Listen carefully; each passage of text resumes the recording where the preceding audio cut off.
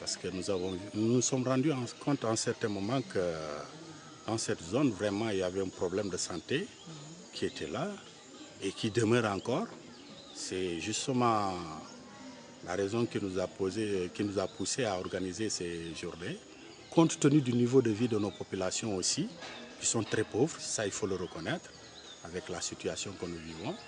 Bon, nous nous sommes dit, en tant qu'association des ressortissants de Niassia à Dakar, nous nous sommes réunis en association et après quelques manifestations, nous avons voulu joindre l'utile à l'agréable. Parce que l'année dernière, vraiment, nous avons travaillé avec l'amicale des infirmiers du district de Ziguinchor qui nous ont beaucoup aidés. Et cette année, ils devaient même venir. Mais malheureusement, à un certain moment, on était en surnombre. C'est pourquoi on leur a demandé de surseoir. Peut-être que d'ici l'année prochaine, on pourra relancer. Mais j'avoue qu'avec la ZAM, les choses se sont très bien déroulées depuis hier et ça continue aujourd'hui. Et ça ne prendra fin que demain. Et ça passe bien parce que dans la ZAM aussi, il y a un des nôtres qui fait partie de la ZAM, en l'occurrence Marc Manga, qui est, je pense, actuellement le président. Alors, quelles sont les pathologies qui sont notées au niveau de cette zone, de cette communauté rurale de Niassia? Il y a diverses pathologies quand même qui sont rencontrées. Et les plus fréquentes, je dirais, il y a les pathologies cardiologiques. Il y a aussi les pathologies ophtalmo et la dermato. Ça pose énormément de problèmes. Énormément. C'est dommage que nous soyons limités dans les moyens et que malheureusement, jusqu'ici, nous n'avons pas d'aide, pas de soutien.